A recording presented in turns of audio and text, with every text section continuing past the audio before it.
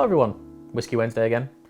Part 3, High West Whisky Wednesday series, and talking about their most unique product, which I think you can still buy. You might have to correct me on that. I'm unsure if this is discontinued or not. They have discontinued a lot of items in the last couple of years. This is the Campfire. Now they've all got very poetic names: the American Prairie Bourbon, the Rendezvous Rye, the Yippee-Ki-Yay, the High Midwinter Night's Dram. But the Campfire is something which should be near and dear to most of you watching this channel. It is on the pricey side again. It is around sort of £70 a bottle, 46%, no colouring, no filtering. But it is a combination of rye whiskey, bourbon whiskey, and peated Scottish single malt, which, as far as I'm aware, no one has ever done. There are peated American whiskies. Kings County have one in New York. Balcones have one in Waco in Texas. Unfamiliar with it happening at all in Utah. And as with all things peaty, the story starts out in Islay. I believe it was David Perkins, who is the founder of High West, was sat in a B&B at Brookladdie, and he was having breakfast or eating at something. And he was giving an item of food which combined kind of sweet, smoky deliciousness all in one. And he thought, well, why can't I do that with this stuff? So he went back to Utah and he did it. Now, the whiskies which are contained within here, I'm unsure how old they are. And I'm unsure which distillery the peated whiskey is sourced from, because it is actually a blended malt whiskey. Whether it's blended by High West in Utah, or whether it's blended in Scotland and then sent to them, we are unsure of. The nose does deliver some classic Islay smells, but it isn't something which you can quickly pin down. But nonetheless, we will try. And given it's January, or probably, well, February when this video comes out, this is... The UK always seems to be at its coldest in February. I know we've had snow already. There might be even more snow coming. But this seems like the perfect kind of whiskey for that. And it combines my love of everything that is whiskey. It's got the biggest sweet American nature to it, and then some peated Scottish elements too. So if we put the bottle down, here's the whiskey in glass. And we'll take a little bit more time smelling this, because the two other High Wests we've done, they're so radically different, even from what they state they are on the labels. The rye is this big sweet thing, which is very unusual, with a little bit of spice. The bourbon is this soft tropical fruit, stone fruit sensation. So I'm really not sure what to expect from this. I will tell you one story though. What convinced me to buy these High Wests is that a friend of mine gave me samples of them, because I'd never tried them not on a night out. It was always something I'd buy at a bar, a couple of drinks in, and I wouldn't really remember what it was like. Just bought it because it was different. But he gave me samples and I made notes on them.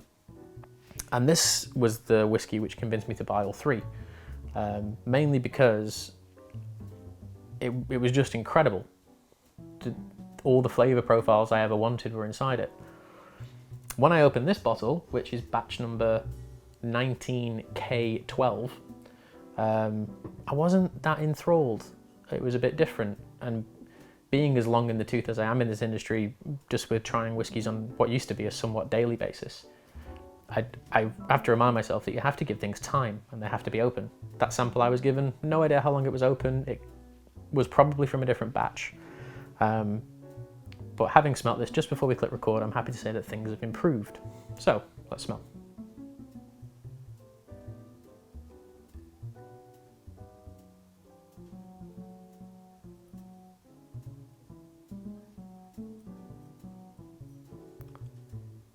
Straight away, there is this wonderful harmony of soft kind of toffee, fudgy flavours, which aren't that different within Scottish single malt whiskies, but obviously quite familiar with bourbons and ryes. And this very delicate, almost like ashy, tobacco-driven smoke. Not to the point of being medicinal, but it just kind of crests the wave of being southwestern Campbelltown-ish. And on the subject of saying Campbelltown, there is a huge hint of orange. It's just kind of thrown itself up at me. There's quite a bit of mint, but there really is like a tobacco smoke. My father used to hand rollers on cigarettes using Golden Virginia tobacco. And there is a sweetened element of that running through this. But with loads of orange, a little bit of pineapple, mint, which has been a bit of a running theme in 2 of the 3 we've tried. But remarkably fresh, quite cutting, very kind of bright and clear given the ingredients that is inside it.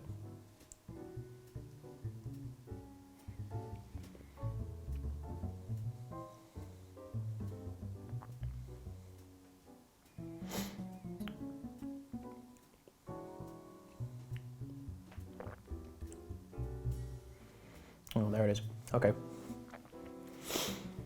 When you first sip this, be it the same batch or not, because it has a consistency now with the first sample I tried. The first sip, you feel a bit let down because you just get the American parts of the ingredients. You get this nice soft caramel. There's almost like a green apple, like tangy sour apple taste to it. That orange note is there, and orange always reminds me of Springbank. They always have these huge orange notes, Kilkerran too, loads of it.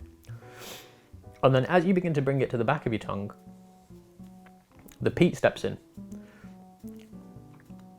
It's not as medicinal as a Laphroaig, but then again, you can blend Laphroaig in different ways to make it less medicinal.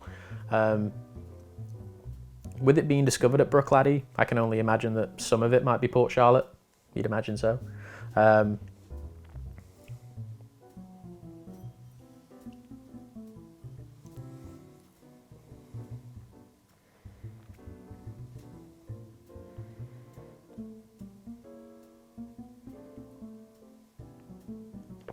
Cat's about to come back in.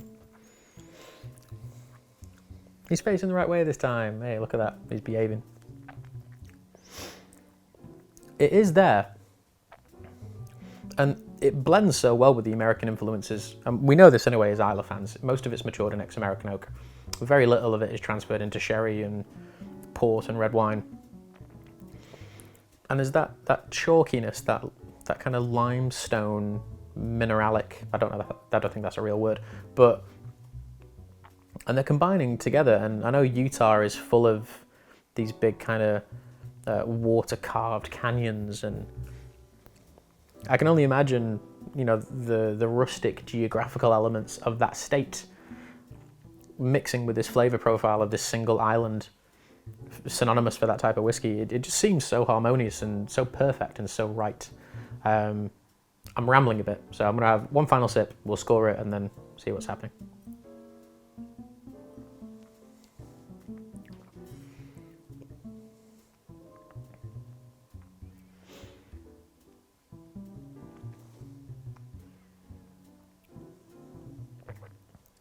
Yeah, tons of fruit.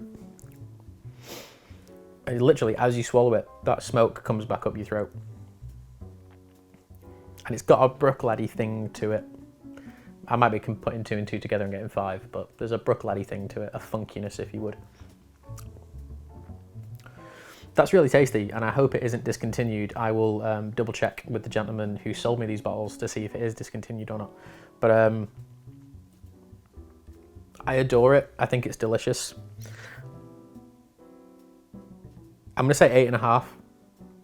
I was struggling in my head between a 9 and 8.5, and even though I don't do like 86s and 87s and things like that, there is a, you know, 8.6 and 8.7. There's big steps to go to those, even though they're only small increments, and I've never really given an 8.6 or an 8.7.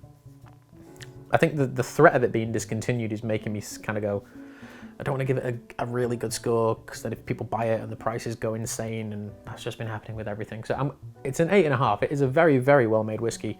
It is something I will have on my shelf with pride, and will try and get more of them, of this batch in particular. But if you like American whiskey, if you like peated whiskey, which most people watching this channel do, I would highly recommend tracking this down, or maybe a sample of it from somewhere. But a wonderful, extraordinary, and very unique style of American whiskey using some West Coast Scottish influence. But thank you very much for watching. This is the High West Campfire, 8.5 out of 10. This is Whiskey Wednesday, and we'll see you all next week. Cheers.